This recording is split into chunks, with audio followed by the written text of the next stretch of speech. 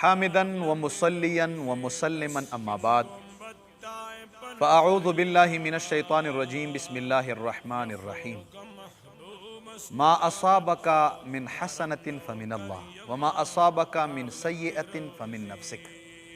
الله تبارک و تعالی په دغه آیات کریمه کې فرمایي چې تا ته کوم خواله ملاویږي دا د الله طرف نه وي او چې کوم بدواله تا ته ملاویږي هغه د تا د نفس د وجې نه وي.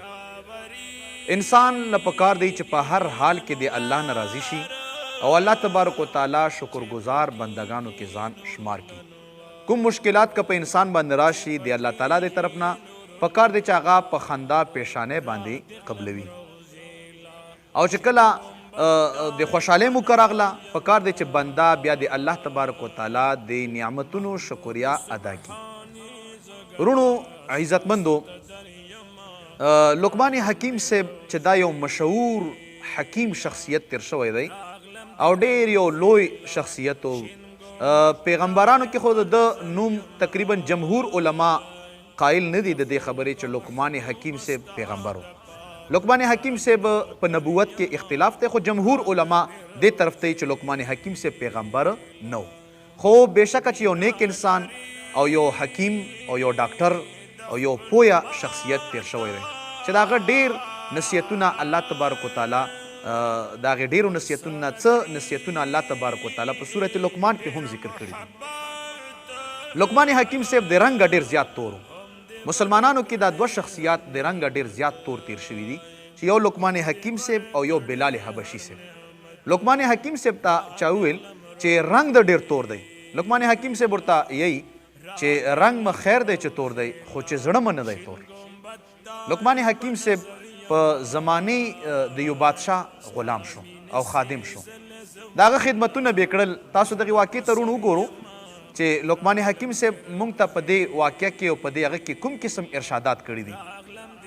لقمان حکیم صاحب د هغې بادشاه خادم شو او غلام شو او هغه بادشاه لقمان حکیم صاحب دومره ځان پې ومنلو او دومره دا بادشاه د لقمان حکیم صاحب ګرویده شو چې د لقمان حکیم صاحب نه بغیر به هغه روټۍ نه خوړه. لقمان حکیم صاحب نه بغیر به هغه ژوند ډېر زیات په تکلیف باندې و. وریځو کې وریځ وه چې لقمان حکیم صاحب هم موجود دی او بادشاه له چا خربوزه راوړه په تحفه کې. هغه خربوزه بادشاه د زمانې هغه مطلب چې هغه کړه کټ کټ یې کړه په خپل لاس باندې او لقمان حکیم صاحب ته یې چې دلته راشه ورته یې چې زه د خربوزې دا ټنګرې او دا ټوکړې در کوم او دا ته خوره. نو هغه ترې او هغه ټوکړې د خربوزې هغه به بادشاه سلامت کټولې او لقمان حکیم صاحب ته به یې ورکولې.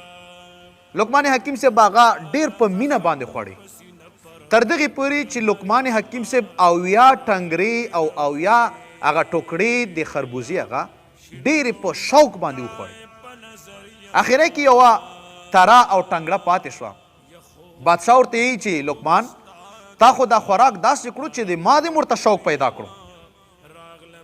ما خو تاله دا اویا ټنګړې او ترې درکړې خو دغه یوه تره او دغه یوه ټوکړه پکار دی چې زه وخورم ما ته یې پرېږدئ.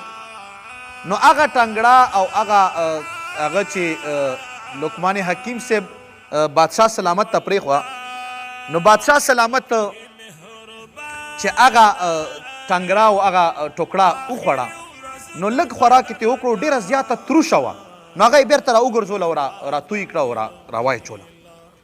بادشاه ورته یی چې لقمان تا خو دا اویا ټنګړې د خربوزې داسې وخوړې چې دومره په شوق دې وخوړې او په خوند باندې چې ما وي چې دا خو ډېرې خوږې دي راشه دا یوه ټوکړه او دا یوه ټنګره ته وخوره.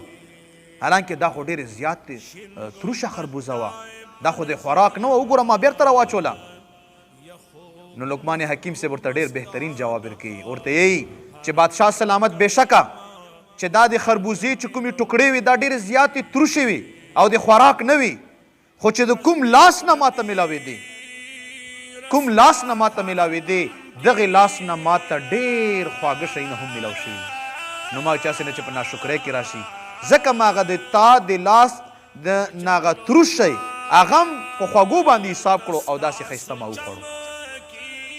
دا یو نصیحت شو مونږ تاسو ته چې که د الله طرف نه مونږ تاسو ته مشکل پیښ شي همدغې الله پاک خو مونږ تاسو ته ډېرې خوشحالۍ هم جوړې کړي دي همدغې الله تعالی خو په ما او تا باندې ډېر انعامات هم کړي دي که یوه ورځ مونږ بیمار شو مونږ دا پوښتنه چېرته کړې وو چې یاره دا غونډ هفته یا دا غونډ کال زه ټیک وم نه وم بیمار شوی دا خو هم د الله احسان لقمان حکیم صاحب ورته چې دا کوم لاس نه ماته ترشه خربوزه میلاو شو نن نو دغه لاس نه ماته ډېر خواږه هم میلاو شوي دي الله د مونږ تاسو د هر قسم مصیباتو نه حفاظت